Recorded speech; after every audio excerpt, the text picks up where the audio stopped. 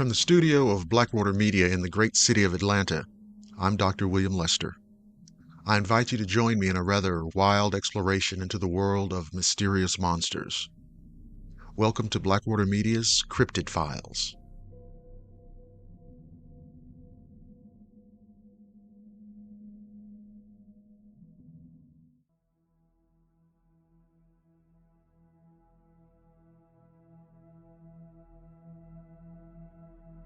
On May 26, 2017, me, my brother Brandon, and his friend Herbie went on a spur-of-the-moment camping trip.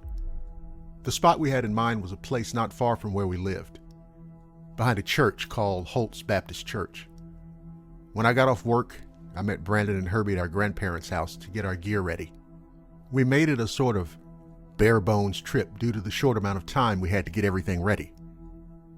Of course, being the outdoor lover she was, my dog Angel was going to tag along with us. She's a Jack Russell Rat Terrier mix. We loaded up our gear and ourselves into my grandfather's blue Ford pickup, and we were off towards our spot.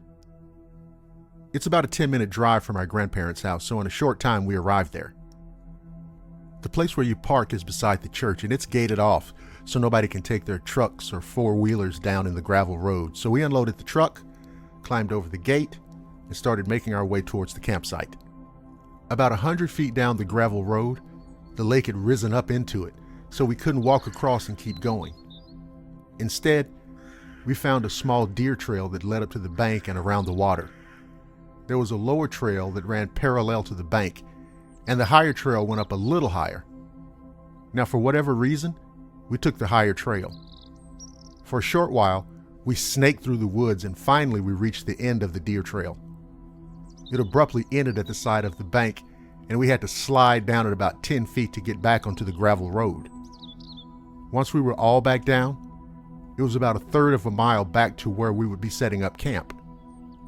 And it was hot as hell that day, and there were ticks and mosquitoes biting us constantly. When we made it to camp, we set our stuff down and started looking for ticks that might have hitched a ride on our pant legs. And sure enough, we found a lot of ticks on us all. This irritated Brandon extremely, as he found one in his hair. Herbie and I just laughed as he cursed and fumbled around trying to get the tick off of him. Shortly after that, we set up camp. It was a simple campsite just nestled down in a small, flat spot down near the lake. It actually was a really nice spot. I started setting up the tent, and I sent the other two with the axe to look for some dry firewood. I tied Angel to a small tree next to the tent, and as soon as I got it set up, she plopped down in front of it as if she had put it up or something. About that time, the guys had dragged back some sticks and things like that back to the site. Some of them were dry, but most of them were a little damp. Now, I'm pretty good at making fire, so with a little persuasion, the fire finally got started around dusk or so. My brother jokingly yelled out, "When are you going to cook some food? I'm starving." I agreed and went to my backpack to get the cast iron skillet out, only to realize that I'd left the stupid thing sitting at the house instead of putting it in the bag. Slightly irritated, I went to get the hot dogs out of the cooler. "I guess we'll be cooking our wieners on a stick tonight, boys," I said as I turned around holding the pack of hot dogs. Then I noticed Brandon's Peace tea can laying on the ground in front of him. I asked him to hand me the can, and I promptly cut off the top, washed it out, filled it halfway with some of our drinking water, put some hot dogs in it, and set it down in the coals of the fire. Turned out, we didn't even need the stupid cast iron skillet. After about 10 minutes, the hot dogs were done, and we were all ready to eat. I handed them out, and we all chowed down. Of course, I couldn't leave Angel out, so I ripped one of the hot dogs up and gave it to her. We all finished and put the food stuff away. I grabbed a Red Bull out of the cooler, cracked it open, and asked Herbie if he'd ever seen a ghost before. "Well, shit, I can't see what doesn't exist," he said, laughing back. I just looked at him and said, "You mean you don't believe in ghosts?" "No, man, that shit ain't real. That shit's just for movies." Now, Brandon and I had shared some of our stories with Herbie before, and he didn't believe us. And then he said, "Man, y'all were on mushrooms or something when you saw that shit. There's no way it was actually real." And he just kept laughing. Then I told him, "One day something's going to happen to you, and it's going to scare you shitless. and you're going to have no explanation for it. And when it does, you'll believe me then. He just shrugged it off, and we continued to talk about all kinds of different things for a few more hours. We were all kind of tired after just talking and shooting the shit, so we all agreed that it was time to hit the sheets. We all climbed into the tent and started getting settled in. From left to right, it was me and Angel, Brandon, and Herbie. I think Herbie and I fell asleep before Brandon. Now, I'm not sure how long I was asleep before Brandon woke me up saying, "God, there are a lot of fucking ticks all over this tent and they're getting on me." In my state of half sleep, I just told him to shut up and go back to sleep. He said he hadn't been to bed yet because of the ticks, and he said he was hearing things outside the tent too.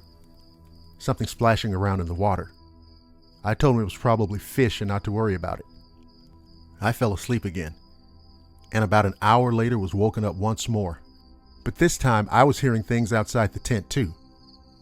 Brandon had fallen asleep, and behind our tent, I could hear what sounded like somebody getting out of the lake and taking steps through the woods. It sounded like when you get out of the pool and all of the water kind of splatters and drips underneath you. That kind of freaked me out, but I was so damn sleepy I just fell back asleep right after that. Then I was woken up again, and this time it was Brandon smacking me to get up. I raised up and asked him what the hell was wrong with him. "I found a tick in my goddamn ear. I'm tired of this stupid campsite. Let's just get out of here." I looked at my phone and it was about 4 a.m. at this point. So I sighed and agreed to leave just so he'd shut the fuck up about it. We shook Herbie awake and got out of the tent. It was pitch black out, so I tried to start the fire back up, but all the wood was too damp and it just wouldn't catch again.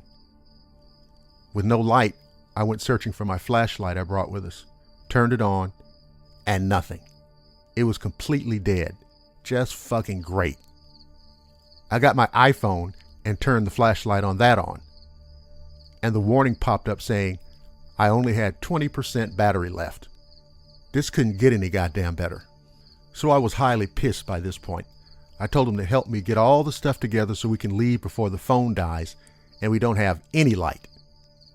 Like every camping trip ever, the gear you bring is never packed up well when you leave. Our sleeping bags were sloppily rolled up. The tent bag was stuffed full in a very awkward way, which made it hard to carry properly. Our chairs kept coming undone and getting caught on everything. It wasn't a very fun walk. I was walking Angel on her leash with my other hands full of gear. The other guys had their hands full too, and Brandon was carrying the axe in a very haphazardous way. My hands were so awkwardly packed, I had to set it all down and readjust it all. Once I set it down, I looked down at Angel, and she was dead fixed on something in front of us in the darkness, her hair standing up on her back, and she was growling. I assumed it was a raccoon or possum and just motioned her to look away, and she wasn't having it. She stayed locked onto the dark and wouldn't budge. I just readjusted my stuff and we pushed on. As we were walking around the last corner to where the lake had come over the gravel path, I caught sight of something running on 2 legs around the corner towards the water. The boys didn't see it, but this thoroughly freaked me out, and I demanded that Brandon give me the axe in exchange for Angel. We slowly walked forward, and then we all saw it. It was a humanoid-shaped figure. It looked short, maybe 3 feet tall, and it looked as if it had no neck. It seemed to have features like an amphibian. It had large yellow eyes that kind of bulged out, and its mouth was shaped like a frog or a salamander. Angel started nearly choking herself trying to chase the creature, growling and barking angrily. Upon hearing Angel, it immediately turned and ran towards the water and dove right in. In disbelief, we stood there listening to it splash around, and then it started screeching. It sounded aggressive and scared the shit out of us. "Get up the goddamn bank now," I yelled to the boys, and we all ran for the bank. Now mind you, this bank is about 10 feet high and is nearly straight up and down. We all frantically tried to get up and struggle because of all the gear we were carrying. Angel was fighting Brandon, trying to go back and fight the creature, and it was preventing him from getting up the bank.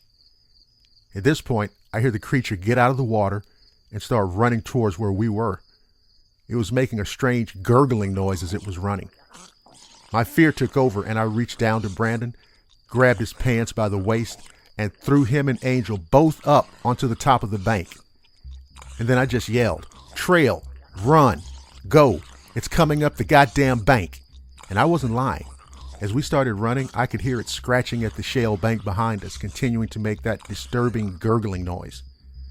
We all ran through the woods fighting low-hanging branches, blackberry bushes, spider webs, and roots, and we heard the creature jump back in the water and screech at us again. We ran until we saw what we didn't want to see, the bank again. We'd taken the wrong trail and ended up closer to the water, and therefore the creature too. My brother and Herbie were both in tears and screaming, "What the fuck is that thing? What do we do?" So shit, I started swinging the axe and hitting anything I could to try to scare the creature away. I started screaming back at it, but then we started hearing things walking up above us too. I picked Angel up, and we all just made our own path back down to the gravel road. Once we got down on gravel, we ran as fast as we could back to the truck. In a blind panic, I forced the rear hatch open, threw Angel in, shoved Herbie into the back seat, Brandon jumped into the passenger seat, and I got in. As soon as the engine started, I took off as fast as the little Ford would go. The ride home was quiet. I broke silence with the question, "Did that really just happen? Is everybody all right?" They both replied, "Yeah, it really did." And I could see the look of genuine terror in both of their faces. We stopped at a Waffle House in town for breakfast and just sat there quietly. Everybody was still freaked out. Even our waitress noticed we were pallid and asked what was wrong.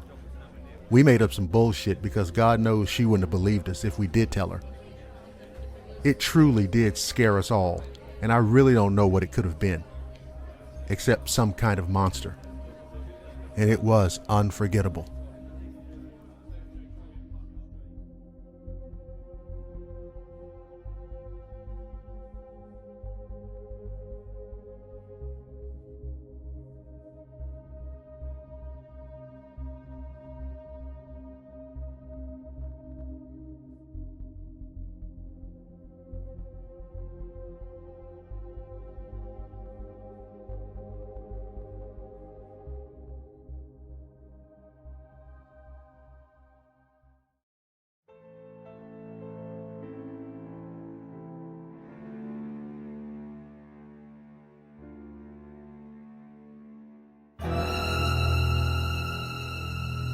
The deep, shadow-shrouded jungles of South America are rife with carnivorous predators rarely seen by the human eye. But as intimidating as the creatures lurking in the dense rainforests of this mysterious continent may be, the arid plains of northern Chile are said to harbor a colony of chillingly bizarre beasts, which are quite unlike anything supposed to be living on the earth. Situated in the northernmost portion of Chile, less than 12 miles away from the port city of Arica, is a sprawling swath of red sand desert known as Pampa Acha. The only real nod to the existence of humanity in this desolate region is the Pan-American Highway, which twists through this barren wasteland like an asphalt serpent. It was on this lonesome stretch of road that in July of 2004, an Army sub-officer with the Cazadores Regiment named Carlos Abad de la Torre and his wife Teresa, their 3 children and a nephew would have a harrowing encounter with a group of fantastic creatures which seemed to jump straight out of the pages of ancient folklore and myth. At approximately 7 p.m. on the day in question, the Torre family packed into Carlos's pickup truck and departed from their quarters at Puerto Vigando, which is located in the military community of Pozo El Monte, headed toward Arica to visit some relatives. Knowing full well that he was in for a long and monotonous drive with a car full of children, Carlos gamely threw the truck into gear and began motoring down the same highway he'd been traveling for the better part of 25 years. About 2 hours into their journey, Carlos was cruising at about 65 miles per hour through the Pampa Acha, approximately 20 miles south of Arica. The road ahead was illuminated not only by the pickup's headlamps, but the bright moon that hovered above them in the cloudless sky. That was when Carlos's eldest daughter, Carmen, noticed a pair of extraordinary entities through the back window of the vehicle.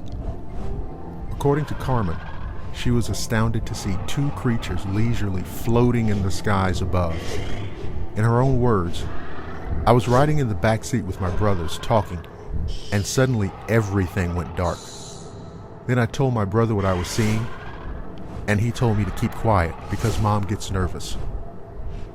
Later, I looked through the window and saw something that looked like birds with dogs' heads and back-swept wings. My father said they were like gargoyles." Carmen later estimated that the strange airborne creatures that flew over her father's pickup truck were at least 6 feet in length, and she admitted that at first she wasn't sure if the creatures had wings or legs, but that the appendages were angled towards the rear of the creatures.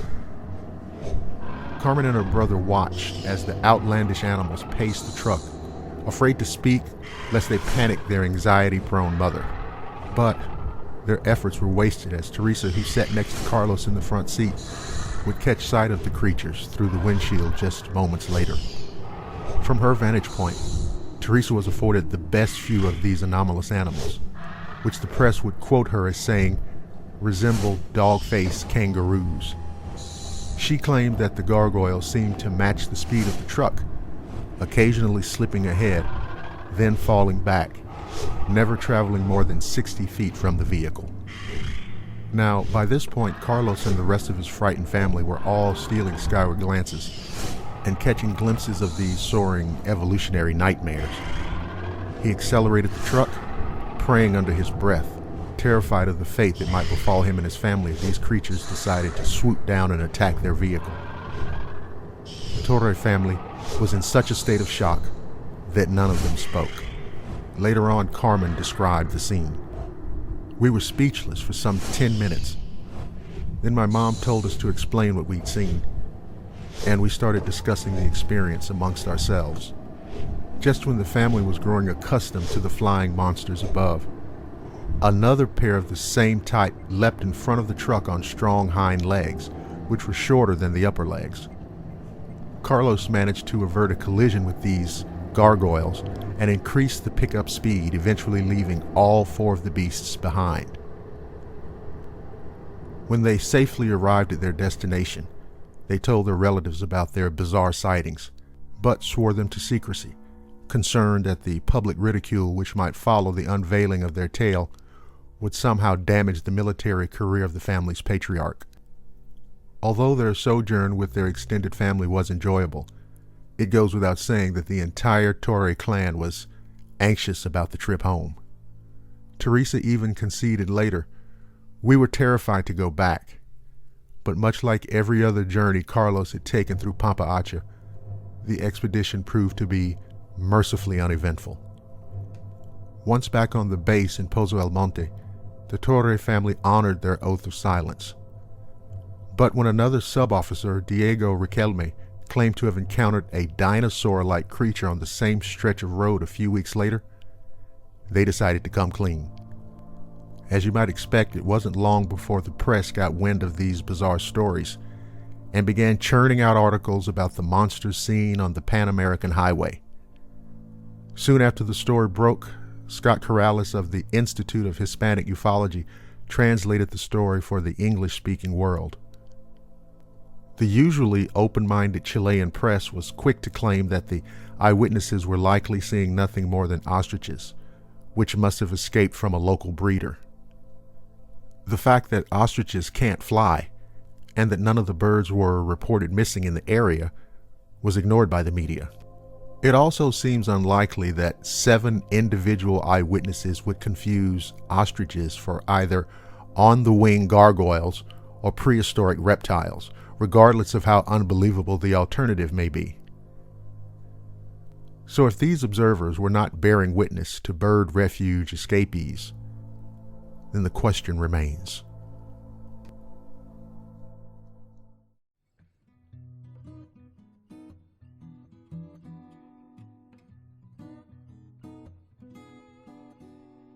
When I was about 10 years old, I went on a field trip with my 4th grade class to a summer camp. For the most part, it was a typical experience. Rafting, bad food in the mess hall, hiking, campfires, etc. Hell, one of my friends did the typical movie thing and brought some of his dad's Playboy magazines from home. We were supposed to be there for 4 days. I only lasted 2.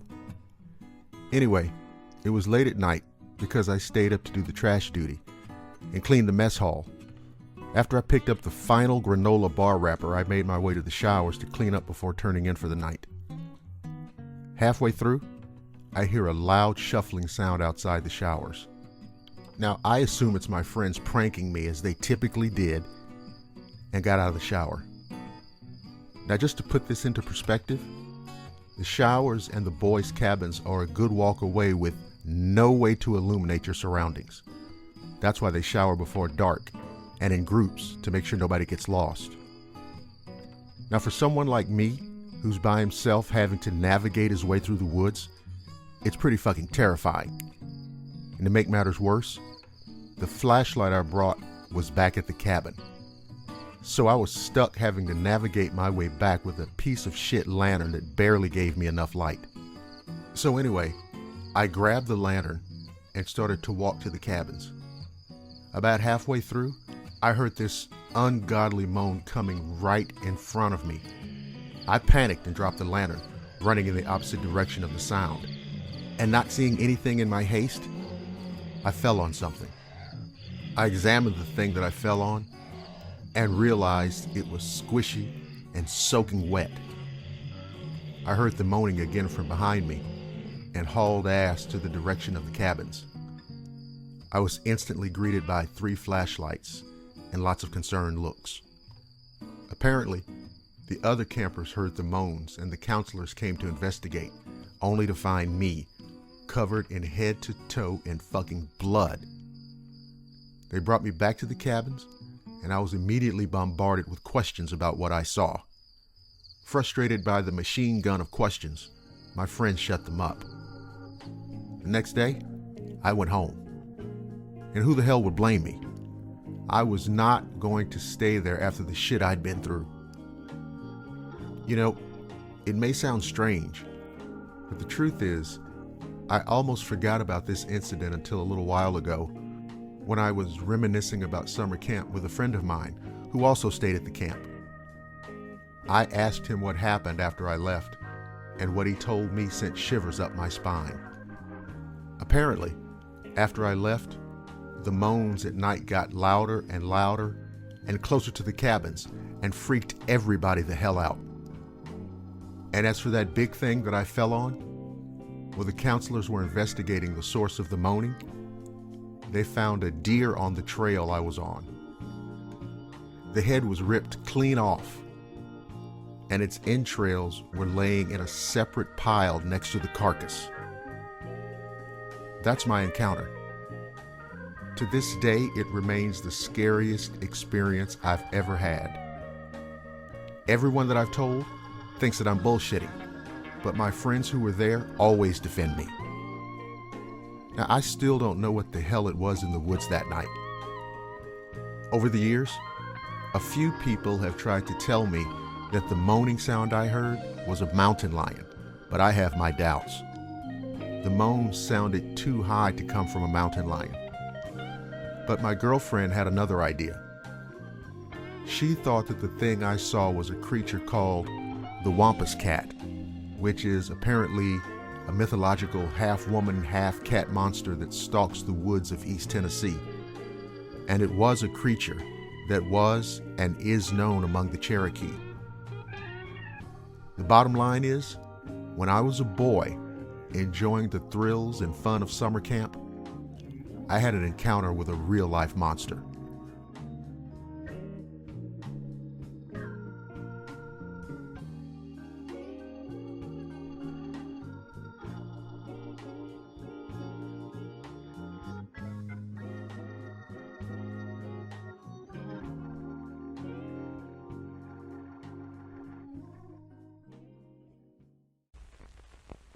You are about to see the most savage, carnivorous ground beast in the world. Grizzlies. That thing seems to know what we're thinking. A grizzly is an animal, Kelly. Don't give it human qualities. 18 feet of gut-crunching terror. The deadliest jaws on land belong to Grizzly. Rated PG.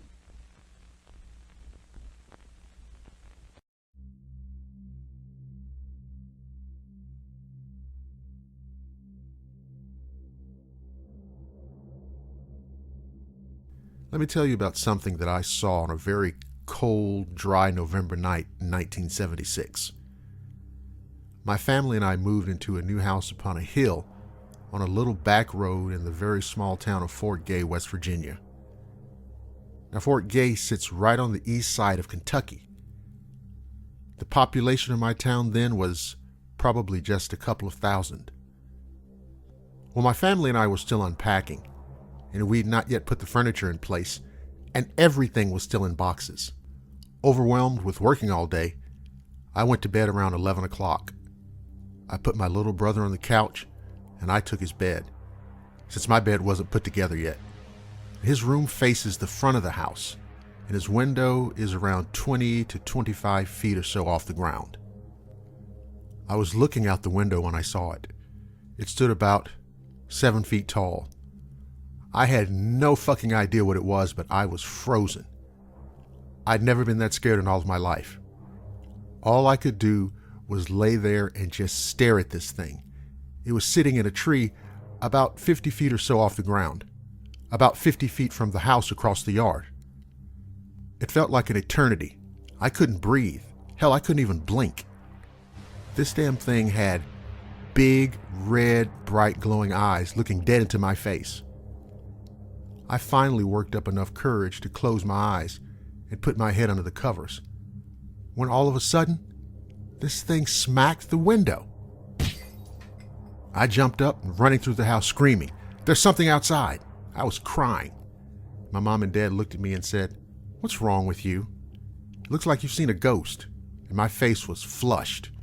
And I said, "I don't know what it was, but please, Dad, don't go outside." I begged and I begged, but he did. After a few minutes, he came back in and said there was nothing out there. But I kept screaming, saying, "Yes, there is. Yes, there is." Now, when I explained to them what I saw and how I felt, they said I was crazy. But to this day, I have a hard time going outside by myself. And even in the daytime, I still like it when somebody's around just to watch and see if I'm safely into my car. I've heard some pretty scary, crazy things going on up on that road, but I never expected to experience anything myself. You know, it's strange. My wife and I went to the theaters and saw Mothman Prophecies. I started reliving that night all over again. When I realized that the movie was based on the John Keel book, I bought a copy and found that the actual story was even more terrifying than the film. The way the book described the reactions and feelings after seeing the creature mirrored my own. My wife asked me, "Isn't that what you described to me when we first started dating?" I couldn't say a word. After that, I knew exactly what I'd seen. I believe in all heart of hearts, I saw Mothman. Weird doesn't even begin to describe it. I should tell you this.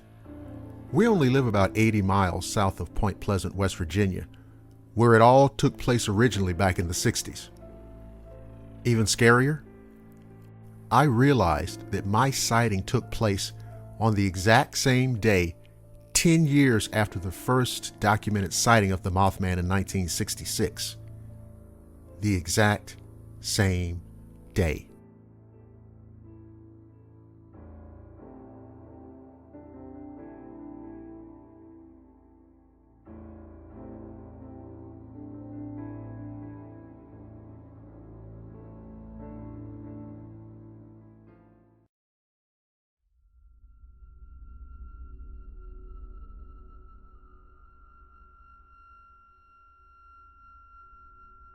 I want to take you back 200 years to a place called Crosswick, Ohio. Now, normally there wouldn't be all that much to discuss here. After all, we're talking about a small town on what was then still part of the western border of early America. Yes, not a lot to talk about.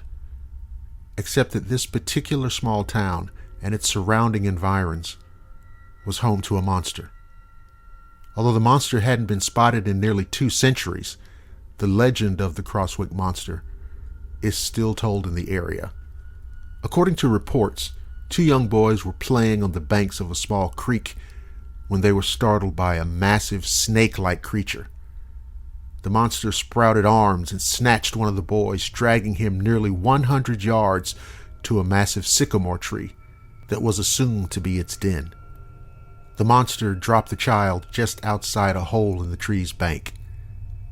The 26-foot diameter tree was eventually chopped through by dozens of men from the town, and when the serpent creature reappeared, the men noted that it was between 12 and 14 feet tall. The monster escaped the men, crashing through a fence before darting into a cavern. The full description of the creature from the men was as follows. It is described as being 30 to 40 feet long, 12 to 14 feet tall when erect, 16 inches in diameter, and legs 4 feet long. It is covered with scales like a lizard's, of black and white color with large yellow spots.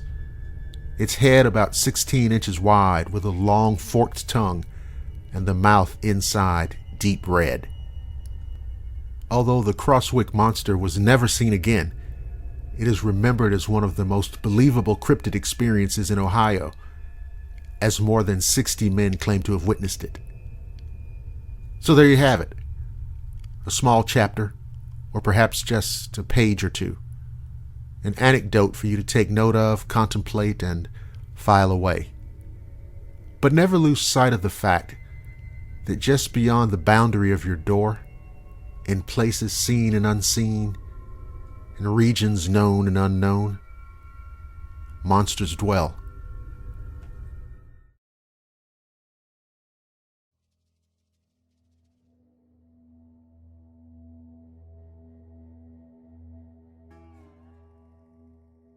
You know, in this life you're confronted by a million questions, and nowhere near that many answers.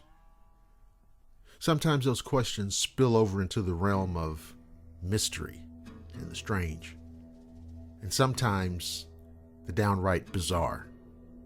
Well, I want to tell you a brief story that I think you'll agree certainly qualifies. In late June of 2005, I headed south on Highway 169 from my home in eastern Kansas to Tulsa, Oklahoma, to attend a youth baseball tournament that my son's team was playing in. My wife had gone on ahead the previous day, and I was traveling alone. It was late in the day, a few minutes before sunset on a bright, sunny, and hot day, and I was just north of Tulsa in a suburb whose name now escapes me. All of a sudden, a strange creature darted across the road directly in front of my pickup, and I got a clear look at it, mostly because of the time of day and the nearness of the creature.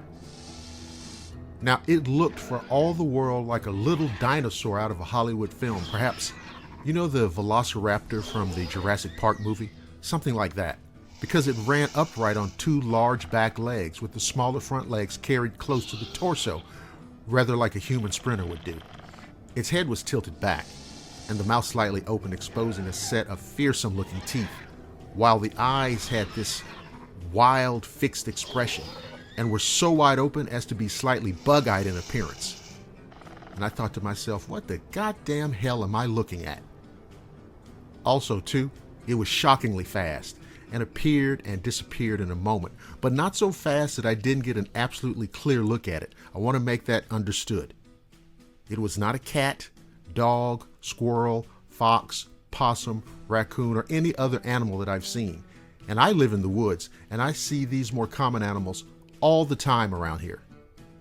Now, I have seen other references to this type of creature on the internet, but if I hadn't seen the damn thing myself, I'd have chalked all that internet stuff up to bullshit.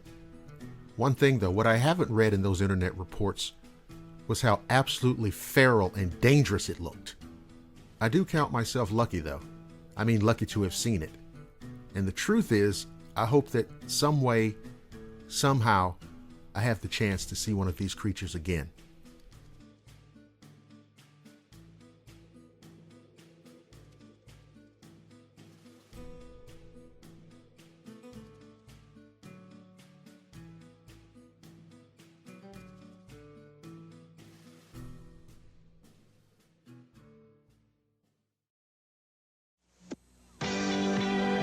mugshot Stewart hasn't seen his high school teammates for 20 years.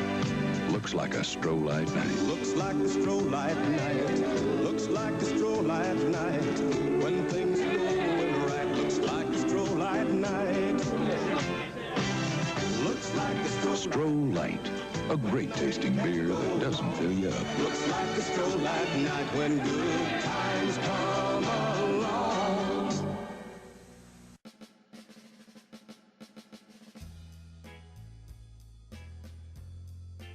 You're listening to the Blackwater Media Radio Network, the finest in digital audio entertainment. This is Blackwater Media coming to you from the great city of Atlanta.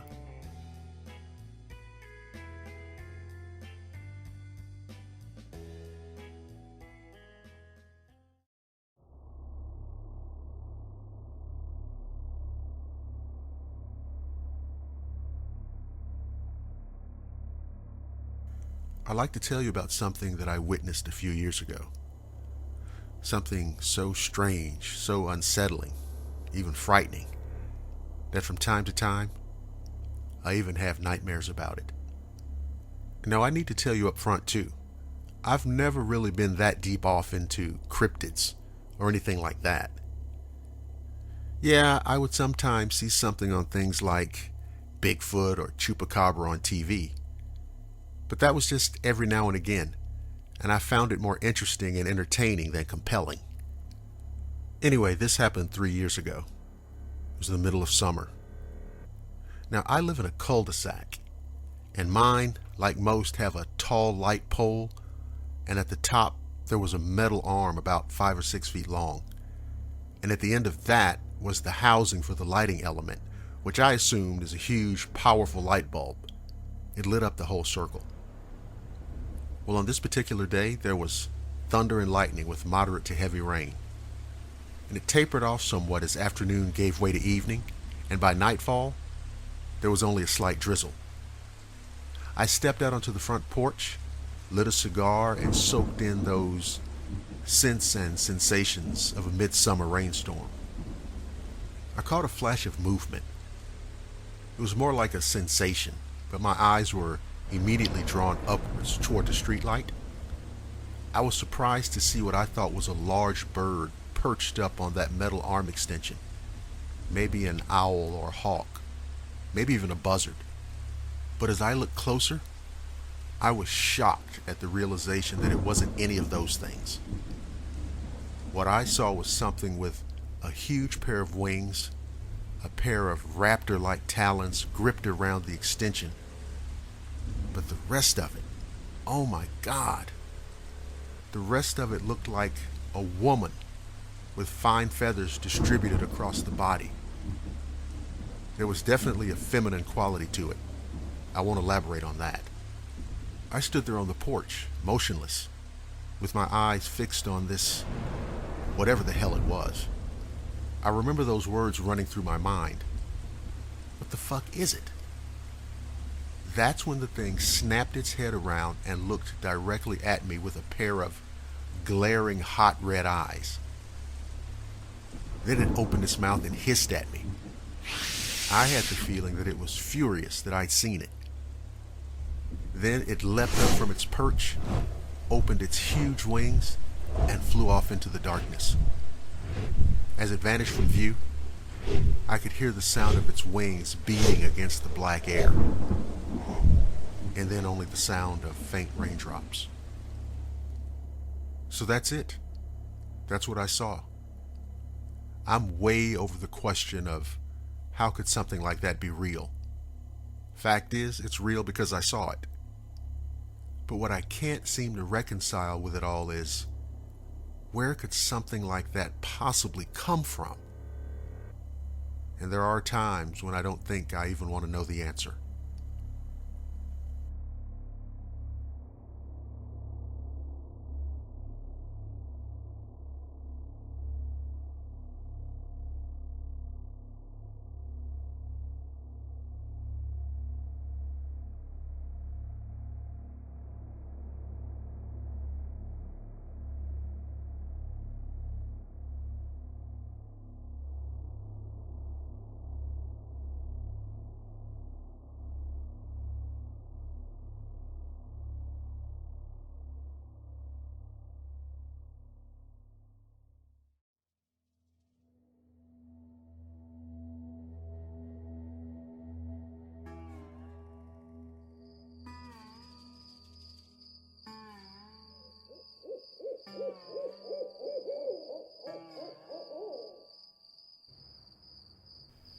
What comes to mind when you hear the word werewolf? For many people, the term conjures images of howling, bloodthirsty monsters prowling the moors in search of human prey. Thoughts of silver bullets, the full moon, and the painful and horrific transformation of a man into an inhuman beast may come to mind. Many people consider the werewolf to be a European myth that has become part of Western popular culture only via television, comics, and movies. And they would be wrong. Texas and Louisiana actually have quite a rich tradition of werewolf and other shape-shifting creature legends. While there are almost certainly elements of truth to them, it's often impossible to separate what is fact from what is myth and hyperbole. One of the more fascinating Texas legends is the tale of the Beast of Bear Creek. Older residents of the Texas Hill Country may be familiar with the story of the Beast of Bear Creek. It was widely believed among the early settlers of Kimball County that an old Native American shaman, among the last survivors of his tribe, had the ability to change from his normal human form into that of a large wolf. The old medicine man, it was said, would seek revenge on the white men who had decimated his tribe by transforming into his wolf persona and roaming the countryside at night, killing everything from livestock to unfortunate settlers who were caught outside after dark. Tales of shapeshifters and skinwalkers permeate the folklore of many Native American tribes. But what makes this particular example unusual is that many of the white settlers of Kimball County, in particular those near the old town of Clio, believed the story to be 100% true. So much so that the image of the Beast of Bear Creek, as the monster became known, was immortalized in solid rock. A man named N.Q. Patterson, who lived in Kimball County during the time when the Beast of Bear Creek roamed the countryside, was a man of many talents. At one time or another, he served as the county treasurer, county judge, and tombstone carver. It was his skill as a stone cutter and sculptor for which he is remembered to this day. Patterson apparently was unable to satisfy his artistic bent by carving tombstones, so he took to carving figures into the limestone cliffs and bluffs near and around Bear Creek. Of the many images created by Patterson, one in particular has become quite well known. Dubbed the Clio face due to its proximity to the town of the same name, the large carving depicted a strange and fierce creature. The figure seemed part human and part animal. The nose was broad and protruded more than that of a person. The lips of the creature were curled back in a vicious snarl that revealed terrible fangs with which it could no doubt do terrible harm. The carving was quite large and became very well known in the region. Many came to the conclusion that this was a representation of the old shaman in his wolf guise, the Beast of Bear Creek. Had Patterson seen the monster himself? Was he merely basing his carving on the legends he'd heard, or was the Clio face merely a manifestation of Patterson's fertile imagination? If N.Q. Patterson ever revealed the answer to these questions, no one was ever able to find documentation of it. The Kimball County area continues to be a source of some strange creature reports. These days, they typically don't involve werewolves and/or shapeshifters. Rather, modern-day witnesses are reporting out-of-place mountain lions, black panthers, and the odd-looking hairless, bluish-gray canines often dubbed chupacabras by the media. Lost livestock is blamed on one of these culprits more often than not. Odd screams and howls still heard by the rural residents of the area, more often than outsiders would guess, are simply dismissed as coyotes. And to my knowledge, no one has ever reported a sighting of the beasts of Bear Creek for a very long time. And this is not surprising, considering that the town of Clio is now all but a ghost town. All that remains of the settlement is the rickety structure that was once the Clio General Store, directly across Highway 2291. A building that, according to the sign over the door, once served as the Bear Creek Community Center. The people are all gone now, of course. And whatever the beast of Bear Creek was, will probably never be known.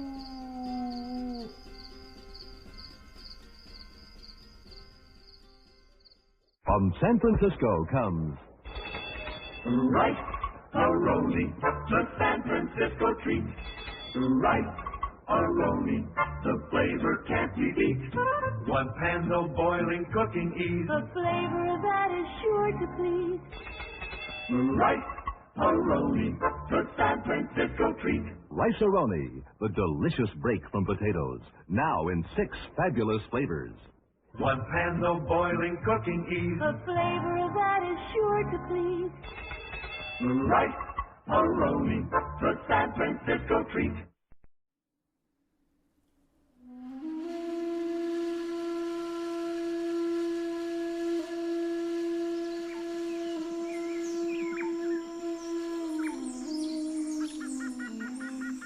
Africa, the birthplace of mankind and, of course, civilization itself. It is a continent steeped in history, tradition, remembered and forgotten knowledge, magic, and sometimes even monsters. First is the Groot slang, a name meaning big snake, and it refers to a cryptid which lives in a deep cave down in Richtersveld in South Africa, also known as the Great Snake of the Orange River. This creature can also be found in swamps and freshwater sources. According to the South African legend, this creature is as old as the world we live in, and its story starts at creation. It is said that as the gods created the world, they created this creature. However, they made a mistake in making the Groot slang, and they gave it way too much intellect and strength. Having realized their mistake, the gods began creating other creatures out of the Groot slang to minimize their strength. One of the Groot slangs escaped and gave rise to other animals of its kind. The Groot slang can lure elephants to its cave where it devours them. This cave is said to connect to the sea and is full of valuable gems. The Groot slang's love for treasure is so overwhelming that locals believe that victims can buy their way out of getting devoured by offering it diamonds. The Ajul, also known as the bush dog, is a cryptid canine believed to be a phantom with the ability to take the form of a dog or a wolf. It is said to stand at 2.5 feet, and its coat is crimson with a blue tint. Strangely, the creature also has webbed feet. Locals claim that the creature uses pheromones to cause discord among its prey to make hunting easier. These creatures are said to be found in arid regions, and they hunt in packs. The dingoneck is believed to live in the Congolese jungles and found in rivers and lakes. It measures 3 to 6 meters in length and has a square head. The tail of the dingoneck is said to contain poison which it secretes to weaken its prey. This scaly creature is very territorial, and it will kill anything that wanders into its habitat, including fishermen. Jabba Fofi, also known as the giant spider, is believed to be a new kind of arachnid which inhabits the Congo forests. The Baka, who are indigenous to the Congo, say that the creature can spin a web between 2 trees which it uses to capture animals such as birds and small game. The creatures are said to be strong enough to overpower humans. Other areas where such a creature has been seen include Vietnam, Zimbabwe, and Uganda. The Agagwe, also known as the Kukundakari or Kalomba in Zimbabwe and the Congo, is a human-like creature spotted in the forests and jungles of East Africa. The first known sighting by a white man occurred in 1900 by a Captain William Hitchens, but was reported 37 years later in the December issue of the Discovery magazine. It usually stands from 2 to 5 feet tall with several human features. The creature is also said to have odd characteristics such as long arms and rusty-colored hair covering its body, with yellowish-red skin under its coat. Sometimes it's described as copper. Its feet are roughly 12 centimeters long. The differences between the Agagwe and a modern chimpanzee is that the Agagwe have a rounded forehead, smaller but sharper teeth, and different hair and skin color. The Nkenyamba is a legendary serpent that dwells at the base of the Howick Falls in South Africa and is believed to have the head of a horse. It's mainly active during the warm seasons, and locals claim that when angered, the creature can stir up a storm. The creature is said to be over 20 feet long. Mamlambo is a creature that appears in South African and Zulu folklore, known to the natives as the brain sucker. This quasi-reptilian monstrosity terrorized the villages around the Mtslava River in South Africa, and was notorious for dragging its victims into its murky depths, where it would devour their faces in order to consume their brains. These animals have been described by eyewitnesses as being an astounding 6 to 7 feet in length. Other descriptions include a long tail, 4 stubby legs, a crocodilian torso, a serpentine neck, and a horse-like head. It's even been suggested that this animal may be bioluminescent. These are just a few of the cryptids that have been reported in Africa down through the decades, and even centuries. But who knows what secrets await there?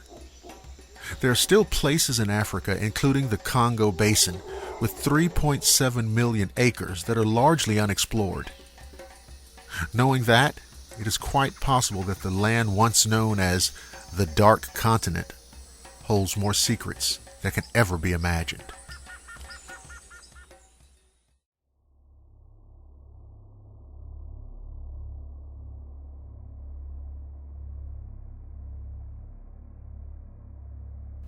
For 5 nights in the autumn of 1903, a strange creature with bat-like wings, a horn on its forehead, and a foul smell haunted the small Iowa town of Van Meter, leaving behind footprints and terrified witnesses. At that time, the town's population was just over 400, and none of them had any idea about the terror to come.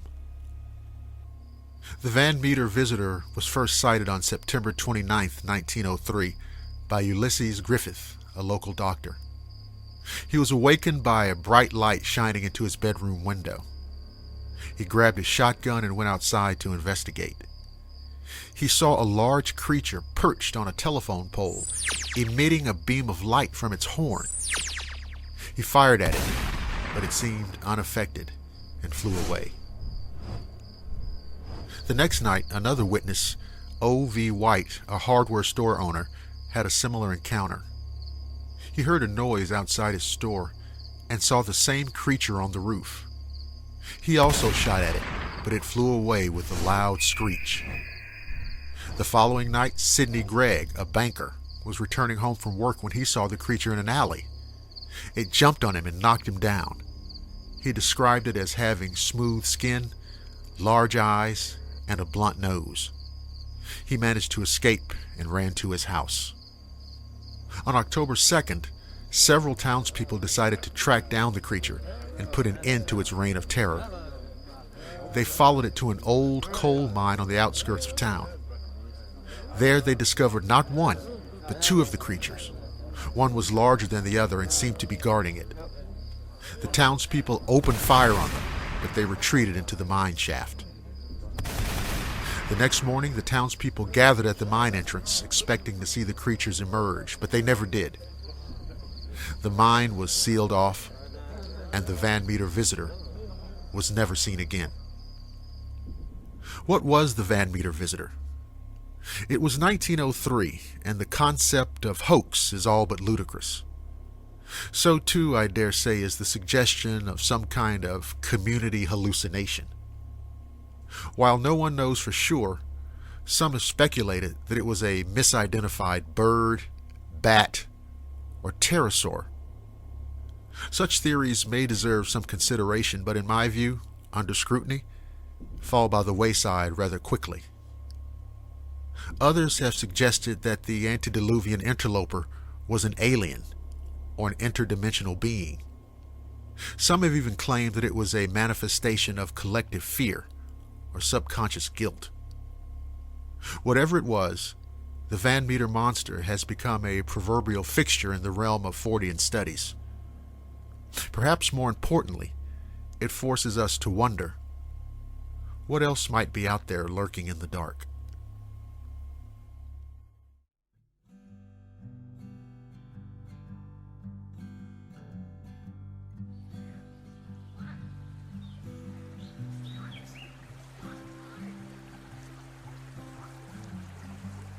Near the mouth of the Altamaha River in southeastern Georgia is said to reside a hissing sea monster, called Altamaha for the river, or Alti for short.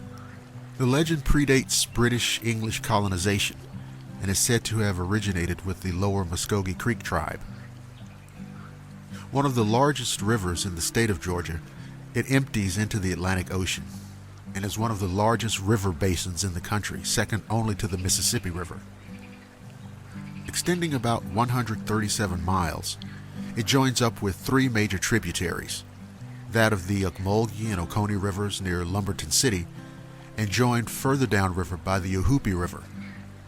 It empties out into Altamaha Sound above Brunswick, where it is joined by the Darien, Butler, and Champney rivers before making its way to the ocean. The river area, located primarily in McIntosh and Glenn counties along the Atlantic coast, is not comprised of beaches, but rather is made up of many islands, acres of marshes, dikes, canals, ponds, and old rice fields. The creature is said to inhabit the myriad of small streams and twisting channels of the river and adjacent marshes, particularly around Darien, Butler Island, and elsewhere in McIntosh County. This strange cryptid is described as having a sturgeon-like body, including a bony ridge on its top, with front flippers and no back limbs. It swims like a dolphin and has the snout of a crocodile with large protruding eyes and large sharp teeth. Its coloring is said to be gray or green with a whitish yellow underbelly. Reports indicate that it is 20 to 30 feet long, though some have stated seeing smaller or larger creatures, suggesting that it's not alone. It has reportedly been seen basking itself on the shore, trolling casually along the river, and has even reacted defensively while in the presence of boaters. Though no physical evidence of the creature has been found, the tales date back for centuries, with the Indians describing a giant snake-like creature that hissed and bellowed. One of the first non-native reports of the creature was on April 18, 1830, when a correspondent of the Savannah, Georgia newspaper reported multiple sightings of a sea monster on the Georgia coast. The primary eyewitness was Captain Delano of the schooner Eagle, who reported seeing a large creature off St. Simon's Island below the mouth of the Altamaha River. His description stated that it was about 70 feet long, its circumference about the size of a barrel, and its head that of an alligator. 5 other men on the schooner also reported having seen the monster, as well as several planters on St. Simon's Island. In the 1920s, timbermen riding the river reported sighting a large snake-like water monster, and in 1935 a group of hunters spotted what they called a giant snake swim through the river. In the 1940s, Boy Scouts reported seeing the creature, as well as 2 officials from the Reedsville State Prison from the 1950s. In 1969, when 2 brothers were fishing on the Altamaha River at Clark's Bluff, they reported seeing an animal that they first thought was a sturgeon, but quickly changed their minds when they got a better look. They stated that it measured about 10 to 12 feet long, with a snout like an alligator, and a horizontal tail. They also described the creature as having a triangular ridge along the top of its body, sharp pointed teeth, and being gunmetal gray in color. In the summer of 1980, 2 men reportedly saw the creature stranded on a mud bank near Cathead Creek. They reported that the animal was lying halfway in the water, thrashing and trying to free itself from the bank. They described it as being dark-colored with rough skin and about 20 feet long. While watching, the creature freed itself, submerged, and disappeared. Later that year, in December of 1980, another man reported having seen what he thought was the creature in Smith Lake. He said that the animal was 15 to 20 feet long, snake-like, with 2 brown humps that protruded from the water and left behind a wake like that of a speedboat. Another report in the 1980s, described by a crab fisherman, stated that the creature looked like the world's biggest eel. A sighting was reported in 2002 by a man pulling a boat up the river near Brunswick who reported seeing something over 20 feet in length and 6 feet wide break the water.